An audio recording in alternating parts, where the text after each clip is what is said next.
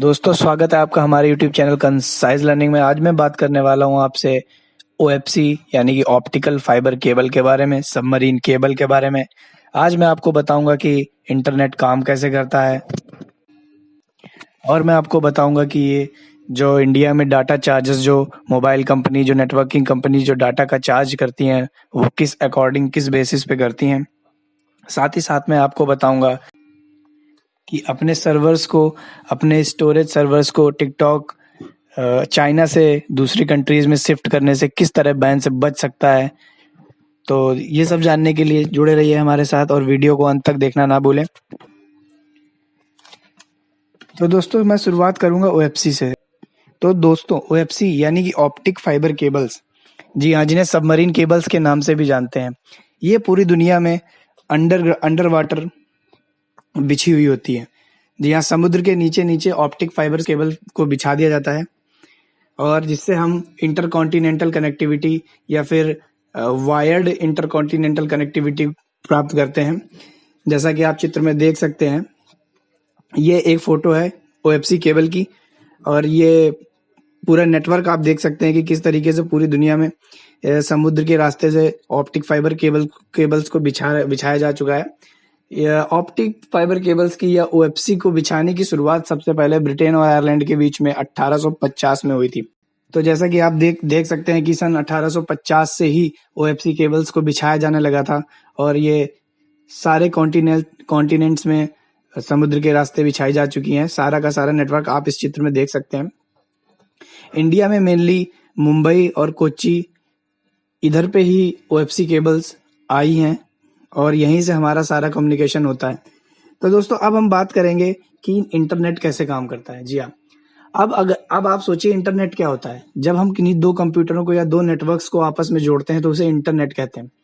अब वो नेटवर्क कहीं पे भी हो सकता है, अमेरिका में हो सकता है और अमेरिका इंडिया के बीच में हो सकता है, चाइना इंडिया के बीच में हो सकता है, कहीं भी हो सकता है। तो जो नेटवर्क का जो कनेक्टिविटी होता है वो ओएफसी केबल्स के थ्रू ही होता है। जी हाँ, ओएफसी केबल्स के थ्रू ही हम दो कंप्यूटर्स या दो सर्वर्स या दो नेटवर्क्स को आपस में जोड़ते हैं। तो इतना तो क्लियर हो गया कि ओएफसी केबल्स का काम क्या है और ये भी पता चल गया कि ओएफसी केबल्स का नेटवर्क कितना बड़ा है और ये कहाँ कहाँ फैला हुआ है। जी हाँ, अब हम इस बारे में बात करेंगे कि ये ओएफसी केबल्स डालता कौन है। जी हाँ, ओएफसी केबल्स मेनली 3 तरह की कंपनियों के थ्रू हमारे पास पहुंचता है, ग्रेड 1, ग्रेड 2, ग्रेड 3। ग्रेड 1 की जो कंपनियां होती हैं वो इंटरकॉन्टिनेंटल जो लेइंग आउट ऑफ केबल्स होता है वो इंटरकॉन्टिनेंटल करती हैं और वो बेसिकली इसका चार्ज केवल मेंटेनेंस और जितना उनका ऑपरेशंस में खर्च आता है उतना ही करती हैं, जो कि बहुत ज्यादा नहीं होता। उसके बाद आती हैं ग्रेड 2 की कंपनियां, जैसे जियो, बीएसएनएल। तो ये क्या करती हैं, जैसे किसी कॉन्टिनेंट में मान लीजिए अमेरिका से सर कोई सर्वर है, उसकी कनेक्टिविटी इंडिया से ग्रेड 1 की किसी कंपनी ने दे दी। अब ग्रेड 2 की जो कंपनी होगी वो क्या करेगी, वो मुंबई के पास से जो ग्रेड 1 की जो सप्लाई होगी वहां से पूरे इंटर स्टेट में उसको डिवाइड कर देगी और सारे स्टेट्स में अपने नेटवर्क, अपने टावर्स वगैरह लगा देगी। तो वहां से हमें उसकी कनेक्टिविटी मिल जाती है। अब बात आती है ग्रेड 3 की कंपनियों की। अब ग्रेड 3 की कंपनियां जैसे टिकोना, हैथवे, ये सब होती है, ये door to door service provide करती हैं।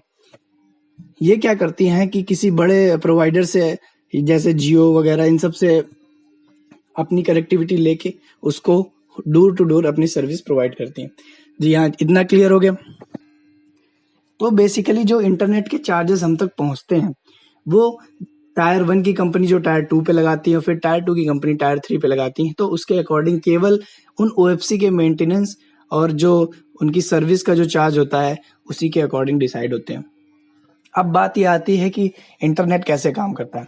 जी हाँ, अब जैसे मान लीजिए हम यूट्यूब अभी देख रहे हैं, जैसा कि आप सब मेरा वीडियो देख रहे हैं, तो इसका सर्वर अगर यूएस में है तो अगर आप कुछ सर्च करेंगे तो वो आपके ऑपरेटर के थ्रू आपके मोबाइल नियरेस्ट टावर पे जाएगा और उस टावर से वो स्टेट और फिर वहां से वो जो मुंबई के पास आपने देखा पॉइंट, वहां से ओएफसी पॉइंट तक जाएगा, जो आपका ऑपरेटर या आपका जो मोबाइल नेटवर्क ऑपरेटर है वो लेके जाएगा। वहां से क्या होगा, वहां से वो आपका नेटवर्क उसको आपके उस यूट्यूब के सर्वर तक ले जाएगा जो कि यूएस में है और फिर वहां से कनेक्ट करा के वापस आपको प्रोवाइड करेगा। तो देख लिया आपने किस तरह एक पूरा प्रॉपर चैनल फॉलो होता है। तो इसी चैनल को फॉलो करते हुए अब हमारे एक और बहुत बड़े क्वेश्चन का आंसर मिल जाता है कि आखिर ऐसा क्या है कि टिकटॉक अपने बैन से बचने के लिए अपने जो सर्वर्स है, जो अपने डाटा सेंटर्स हैं, उनको दूसरी चाइना के अलावा दूसरी कंट्रीज में शिफ्ट करने की। तो जैसा कि आप समझ ही गए होंगे कि अगर हम अभी टिकटॉक के सर्वर को अप्रोच करते हैं तो हमारा जो प्राइवेसी है, हमारा जो डाटा है, वो ओएफसी के थ्रू चाइना तक जाएगा और फिर वहाँ पूरा डाटा हमारा स्टोर होगा। अगर हम उस डाटा सेंटर को चाइना की बजाय इंडिया में ही बना लें तो हमारा डाटा चाइना तक जाने की ज़रूरत ही नहीं है, ओएफसी लाइन को हमें पहुंचने की ज़रूरत ही नहीं है, हम यहीं स्टोर कर सकते हैं और हमारी प्राइवेसी को एक अच्छा और सेफ स्टोरेज भी मिल जाएगा। तो अब ये भी समझ में आ गया।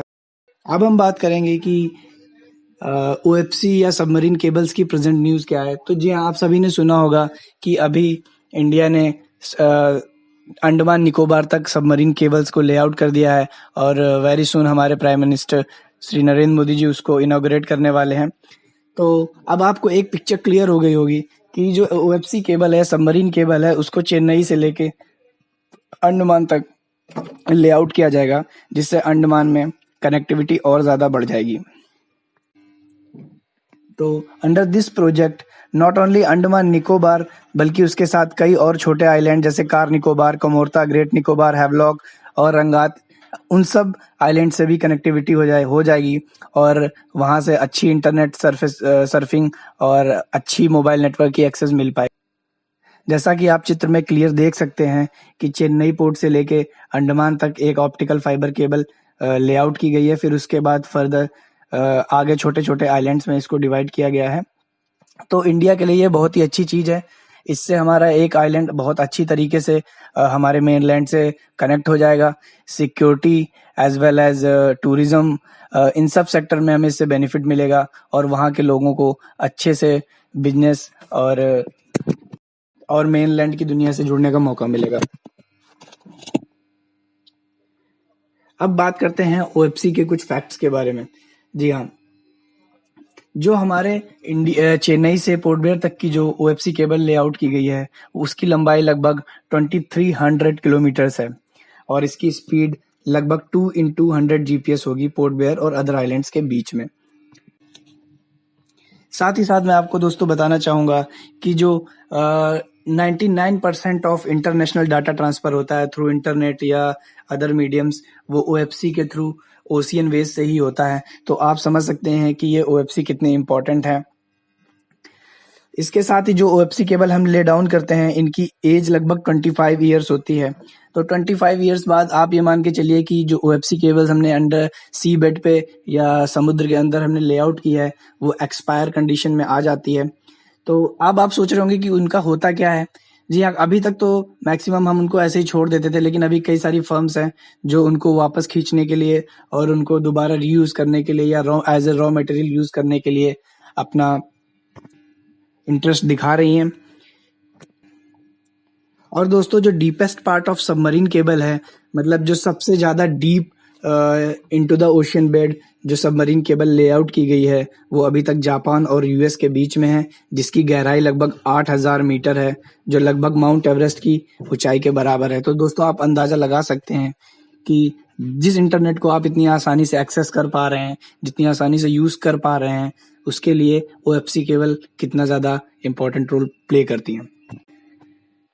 तो दोस्तों, इतनी सारी जानकारी देने के बाद आप लोग समझ गए होंगे कि ओएफसी केबल क्या होती है, इसका इंटरनेट से क्या रिलेशन है और जो अंडमान में अभी ओएफसी केबल ले डाउन की गई हैं, उनका क्या रोल है, हम मोबाइल नेटवर्क्स कैसे यूज़ करते हैं, इंटरनेट की एक्सेस हमें कैसे मिलती है, टिकटॉक का जो अपना सर्वर डाटा सेंटर है या डाटा स्टोर सेंटर है, उसको वो सेम कंट्री में शिफ्ट करने की बात क्यों कर रहा है। तो इतने सारे सवालों के जवाब आपको सिर्फ एक वीडियो में मिल गए हैं।